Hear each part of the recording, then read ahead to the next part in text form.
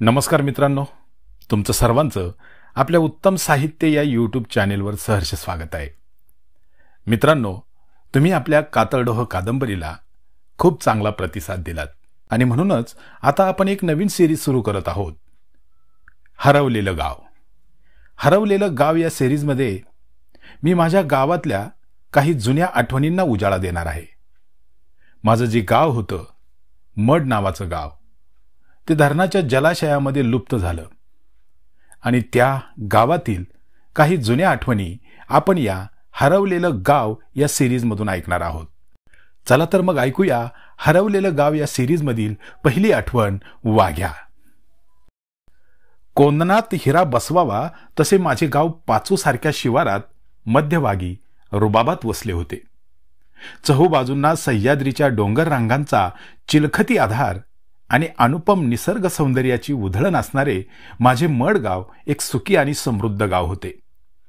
गावाच्या उत्तर आणि दक्षिण दिशेकडून वाहणाऱ्या कृष्णावती आणि पुष्पावती नद्यांनी गावाचा शिवार धनधान्य संपन्न केलेला होता. नद्यांच्या पाण्यावर आणि पावसाच्या धुवाधार प्रेमावर मडचा गाव शिवार समाधानी होता. खरीप हंगामातील भाताचे पीक आमचे मुख्य पीक, तर शाळू आणि कडुवाल ही रब्बीची हुकमी पिके होती. या पिकांच्या जोरावरच इथला शेतकरी सुखी होता. पण त्याच्या या सुखाला कोणाची तरी दृष्ट लागली.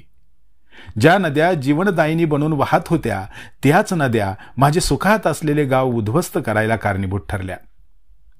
पावसाळ्यात पडणारा मुबलक पाऊस, काळ्या कसदार जमिनीचा सपाट भूभाग आणि सर्वात महत्वाचे म्हणजे दोन दिशांनी वाहत येऊन एकमेकींना भेटणाऱ्या पाणीदार नद्या बहून शासनाच्या डोक्यात धरणाची कल्पना शिरली आणि तिथेच आमचा घात झाला. माझ्या गावाच्या पूर्वेला 6-7 किलोमीटर अंतरावर पिंपळगाव जोगा धरण बांधले गेले. माझ्या गावाचा कनवाळू शिवार त्या धरणात कायमचा बुडाला. आमची उमरी नावाची कडुवाल आणि शाळू पिकवणारी सुपीक जमीन धरणाने गिळंकृत केली. जेथे माझे बालपण गेले, तो आमचा गाढव माळ सुद्धा धरणात दिसेनासा झाला. उत्तरेकडील सगळी शेत जमीन बुडाली, पण जी जमीन ओसाड होती, ज्या जमिनीत जास्त पीक येत नव्हते, ती माळाकडील जमीन मात्र वाचली. आता त्याच जमिनीवर आमची सारी भिस्त होती. धरण होताच शासनाने आमच्या गावाचे पुनर्वसन केले. नवीन घरे बांधण्यासाठी गावाच्याच पश्चिमेला असणाऱ्या विशाल माळावर नवीन गावठाणासाठी जागा दिली. माणसे अश्रू भरल्या डोळ्यांनी जुन्या गावातील घरे मोडून नवीन गावठाणात जाण्यासाठी मनाचा हिय्या करू लागली. धरणात पाणी साठवायला सुरुवात करताच आम्ही शासनाने दिलेल्या नवीन गावातील प्लॉटवर घर बांधण्याऐवजी आमच्या माळाकडील शेतात घर बांधायला सुरुवात केली आणि इथूनच आम्हा सगळ्यांना लळा लावणाऱ्या वाघ्याचा आमच्या आयुष्यात प्रवेश झाला. माळाकडील शेतात आमचे नवीन घराचे बांधकाम सुरू होते. जुन्या गावातून रोज माळावरील शेतात जाऊन घराचे काम करणे गैरसोयीचे होते. त्यामुळे माळावरच साधी झोपडी बांधून आम्ही शेतावर राहू लागलो आणि नवीन घराचे बांधकाम करू लागलो. गावात असेपर्यंत आम्हाला कधी कुत्रा पाळण्याची गरज भासलीच नव्हती. पण माळाकडील शेतावर राहायला आल्यावर मात्र शेताचे राखण करायला आणि आमच्या साध्या गवताच्या झोपडीचे रात्रीच्या वेळी राखण करायला इमानदार राखणदाराची गरज भासू लागली. आम्ही वडिलांना कुत्रा पाळण्याबद्दल विचारताच त्यांनी ही परिस्थिती पाहून होकार दिला. खरे तर वडिलांचा कुत्रा पाळण्याला प्रखर विरोध असायचा. गावात असताना त्यांनी आम्हाला कधी घरात कुत्रा आणू दिला नाही. पण आता परिस्थिती वेगळी होती, त्यामुळे वडिलांनी विरोध केला नाही. आमच्या घरी एक नवा पाहुणा येण्याची वाट मोकळी झाली. दुसऱ्या दिवशी आम्ही लगेच एखादे कुत्र्याचे पिल्लू भेटतेय का याचा शोध घेण्यासाठी नवीन गावठाणात शिरलो. नवीन गावठाणात घरांची बांधकामे जोरात सुरू होती. जो तो आपले नवीन घर बांधण्याच्या कामात मग्न होता. शासनानं दिलेल्या प्लॉटच्या शेजारी गवताचा मांडव घालून गावकरी तेथेच राहत होते आणि आपल्या मालकीच्या प्लॉटवर घराचे बांधकाम करत होते. आम्ही बराच शोध घेतला, पण पाळण्यायोग्य असे कुत्र्याचे लहान पिल्लू काही आम्हाला भेटले नाही. निराश मनाने आम्ही शेतातील घरी आलो. दुसऱ्या दिवशीही हा शोध असाच सुरू ठेवायचा असे ठरवून आम्ही झोपी गेलो. सकाळ होताच आम्ही पुन्हा कुत्र्याच्या पिल्लाच्या शोधात बाहेर पडलो. नवीन गावठाणात आल्यावर आम्हाला पांडूमामाने दिलेला निरोप मिळाला. आम्ही कुत्र्याचे पिल्लू शोधते हे माहीत झाल्यावर त्याने आम्हाला त्यांच्या घरी बोलावले होते. आम्ही धावत पळतच पांडूमामाच्या घरी निघालो. पांडूमामाला सगळेजण आप्पा म्हणून ओळखत असल्याने आम्हीही त्यांना आप्पा म्हणायचो. वेळ न दवडता आम्ही आप्पाच्या घरी आलो. आप्पाचे घर गावठाणाच्या एका टोकाला होते. घर म्हणजे साधा मांडवच होता तो. सध्या त्यांच्याही नव्या घराचे बांधकाम सुरू असल्याने ते मांडवातच राहत होते. आम्हाला आलेले बघून आप्पा हसतच बाहेर आले. काय रे, तुम्हाला कुत्र्याचे पिल्लू पाहिजे होतं का? आप्पांनी असे विचारताच आम्ही पटकन हो म्हटले. आम्ही बाहेर बोलत होतोच तोच घरातून एक छोटेसे कुत्र्याचे पिल्लू लुटू लुटू चालत आमच्या जवळ आले आणि आमच्या पायात घोटाळू लागले. त्या पिल्लाला बघून आमच्या चेहऱ्यावर आनंद नाचू लागला. पिल्लू हातात उचलून घेत माझ्या लहान भावाने आप्पाला म्हटले, हे पिल्लू नेऊ का आम्ही? हो, घेऊन जा. त्याच्यासाठीच तर तुम्हाला निरोप दिला होता. आप्पाने परवानगी देताच आम्ही पिल्लू घेऊन शेतावर जायला निघालो.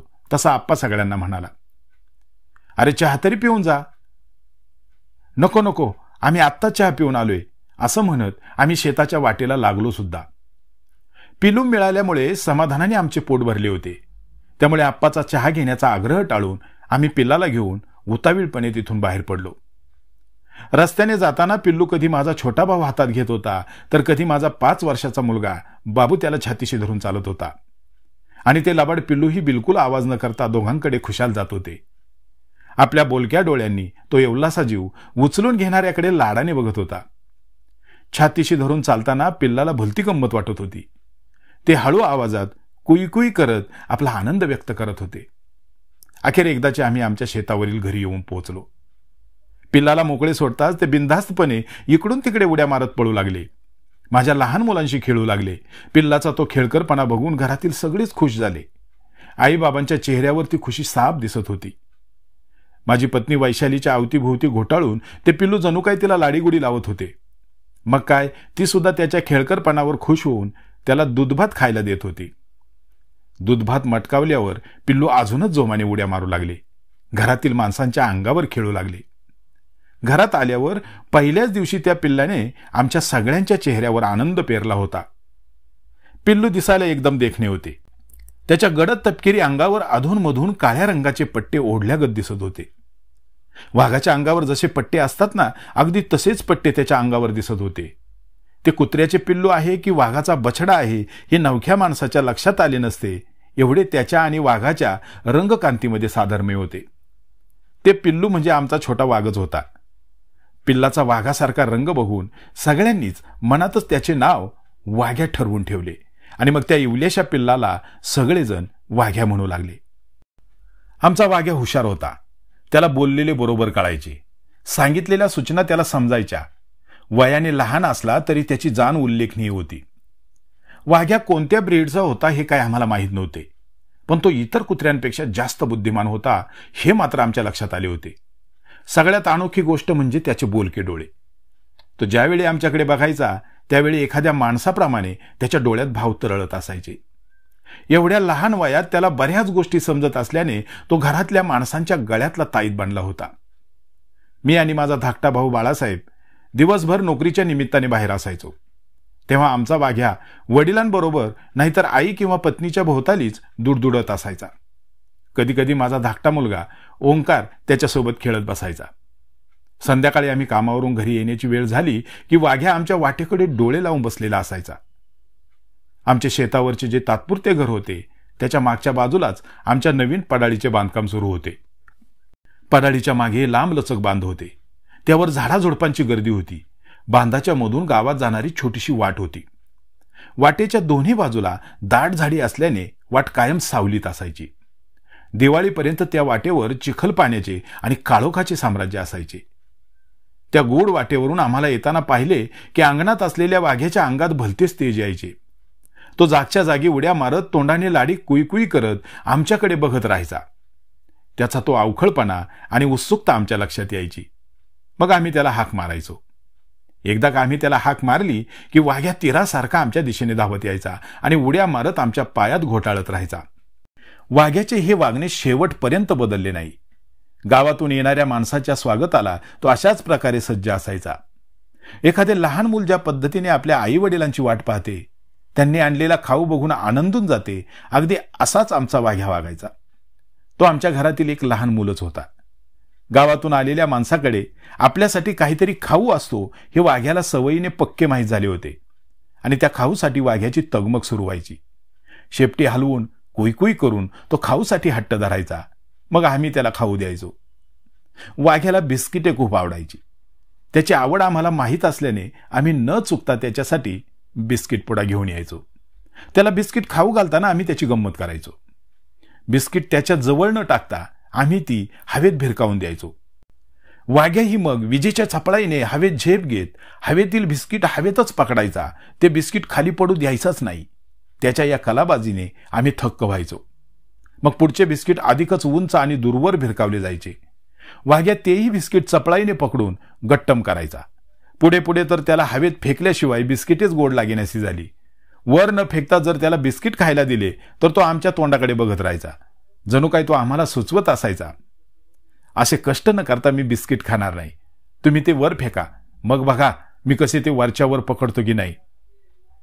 हळूहळू वाघ्या मोठा होत होता. आता तो आमच्या घरातील एक सदस्यच बनून गेला होता. त्याला त्याच्यावरील जबाबदारीची जाणीव असल्याने तो घराचे आणि शेत शिवाराचे राखण इमानीपणे करत होता. वाघ्याच्या तिखट राखणदारीमुळे आम्ही निर्धास्त होतो. वाघ्याच्या जीवावर घर उघडे ठेवून आम्ही कुठेही जाऊ शकत होतो, एवढा आमचा वाघ्यावर विश्वास होता. वाघ्याला माणसांमध्ये वावरायला खूप आवडायचे. तो जिथे आमच्या घरातील माणसे असतील तिथे आजूबाजूलाच घोटाळत राहायचा. वडील गावात चक्कर मारायला निघाले की वाघ्या एखाद्या पाठीराख्याप्रमाणे त्यांच्या मागेच निघायचा. वाघ्याला मागे जायला सांगितले तरी तो हट्टी मुलासारखा वडिलांच्या सोबतच जाऊ पाहायचा. वाघ्या मागे जात नाही हे पाहून वडील रागाने त्याच्यावर ओरडायचे. मग तो नाईलाज झाल्यागत तेथे चेहरा पाडून कुईकुई आवाज करत उभा राहायचा. कधी कधी आम्ही शेतातल्या मोकळ्या भागामध्ये क्रिकेट खेळायचो. तेव्हा वाघ्या आमचा क्षेत्ररक्षक बनून अवतीभोवती धावपळ करीत असायचा. मला, माझ्या लहान भावाला आणि आमच्या मुलांना क्रिकेटची भारी आवड. त्यामुळे आम्ही वेळ मिळेल तेव्हा क्रिकेट खेळायचो. आमच्या 6 जणांच्या टीममध्ये वाघ्या 7वा प्लेयर होता, जो फक्त क्षेत्ररक्षण करायचा. दूर गेलेला चेंडू तोंडात पकडून आणायला वाघ्याला भारी मजा वाटायची. तो आम्ही टोलवलेला चेंडू दूर जाण्याची वाटच बघत बसलेला असायचा. चेंडू आमच्यापासून दूर गेला रे गेला की वाघ्या आनंदाने चेंडू मागे धावत सुटायचा. एरवी दूर गेलेला चेंडू आणण्यासाठी आम्ही सगळेच टाळाटाळ करायचो, पण वाघ्या आमचे हे काम स्वतःहून आनंदाने पार पाडायचा. वाघ्या नसताना माळावर क्रिकेट खेळणे आम्हाला आवडायचे नाही, कारण चेंडू आणताना आमची चांगलीच दमछाक व्हायची. क्रिकेट खेळताना वाघ्या अजून एक महत्वाचे काम करायचा. तो अडचणीत गेलेला चेंडू, दाट झुडपात गेलेला चेंडू किंवा हरवलेला चेंडू नाकाने हुंगत बरोबर शोधून आणायचा. त्यामुळे वाघ्या आमच्या क्रिकेट टीमचा विशेष लाडका होता. वाघ्या हुशार होता, समजदार होता, पण तितकाच भित्रा होता. तो राखण करताना भुंकायचा. नवीन माणसाला, प्राण्यांना किंवा पक्ष्यांना घराच्या आसपास फिरकू द्यायचा नाही. मात्र त्याच्या वरचढ त्याला कुणी भेटले की वाघ्या सरळ माघार घ्यायचा आणि घरात पळायचा. घरातील माणसांच्या आसऱ्याने मग त्याची दादागिरी सुरू व्हायची. एकदा असेच झाले. रात्रीची वेळ होती, 8 वाजले असतील. आम्ही सर्वजण नवीन बांधलेल्या पडाळीत जेवायला बसलो होतो. समोर टीव्हीवर आवडीची मालिका सुरू असल्याने सगळेच मालिका बघण्यात गुंग होते. टीव्ही बघता बघता जेवण करायचे हा आमचा नेहमीचा शिरस्ता होता. आम्ही पडाळीच्या ओसरीवर बसून जेवत होतो. बाहेर अंगणात वाघ्या इकडून तिकडे गस्त घालत भुंकत होता. दरवाजाच्या उंबऱ्यात आमचा दुसरा कुत्रा राजा बसला होता. तो गंभीर चेहऱ्याने बाहेर बघत वाघ्याच्या हालचाली निहाळत होता. एवढ्यात काय झाले कुणालाच कळले नाही. वाघ्या अचानक वाऱ्याच्या वेगानं घरात पळत आला. जेवणाऱ्यांच्या ताटांवरून उड्या मारत तो थेट माझघरात जाऊन थरथरत उभा राहिला. वाघ्या असा का पळत आला आम्हाला काहीच समजले नाही, पण राजाला काहीतरी संशय आला होता. तो वाघ्यासारखा घाबरून घरात न घुसता उंबऱ्यातून थेट अंगणात उतरला आणि वाघ्या कशाला घाबरला ते शोधू लागला. अंगणात उभा राहून तो अंधारात काही दिसतोय का ते पाहत होता. अचानक राजाला अंधारात हालचाल जाणवली. तसा तो पुढे सरसावला आणि त्याच वेळी अंधारातून एक भला मोठा बिबट्या राजावर झेपावला. बिबट्याने घेतलेली झेप इतकी वेगवान होती की क्षणभर राजाला काय झाले ते कळलेच नाही. त्याला वाटले हा कुत्रा आहे जो आपल्यावर चाल करून आलाय. मग राजा मागे न पळता त्या बिबट्यावरच चालून गेला. राजाच्या या कृतीने बिबट्याची झेप चुकली. तो धाडकन घराच्या पायरीवर आदळला. राजा त्याच्या अणुकुचीदार पंजातून निष्ठून बिबट्याच्या पोटाखाली दबला गेला. हा सारा घटनाक्रम आमच्या डोळ्यासमोर घडत होता. प्रसंगाचे गांभीर्य वडिलांच्या लक्षात आले. ते काठी घेऊन बाहेर धावले. आम्ही सुद्धा जेवणावरून उठून हाती मिळेल ते साहित्य घेऊन वडिलांपाठोपाठ बाहेर आलो. आम्ही सगळे बाहेर येताच घाबरून बिबट्या मागच्या मागे अंधारात नाहीसा झाला आणि एवढा वेळ कुत्रा समजून हल्ला करायला पुढे सरसावलेला राजा बिबट्याच्या तावडीतून सुटताच भीतीने पार हापकून गेला होता. त्याच्या तोंडातून आवाजच बाहेर पडत नव्हता. तो थरथरत अंगणात उभा होता. घाबरलेल्या राजाला वडिलांनी आत घेतले आणि पडाळीचा दरवाजा लावून घेतला. सगळे वातावरण शांत झाल्यावर माझघरात लपलेला वाघ्या बिचकत बिचकत ओसरीवर आला. मगाशी वाघ्या वेगाने आत का पळाला याचे कारण आत्ता आमच्या ध्यानात आले होते. आम्ही वाघ्याच्या भित्रेपणाला हसत होतो, पण मनात एक प्रश्नही उभा राहत होता. आमचा वाघ्या भित्रा होता की त्याच्या अंगी समय सूचकता होती? मला तर वाटतंय वाघ्या अक्कल हुशारीने वागला आणि म्हणूनच वाचला.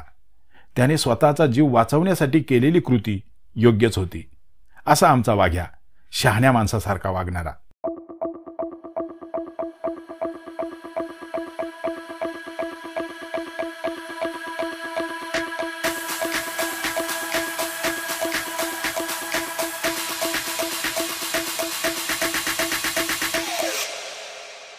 You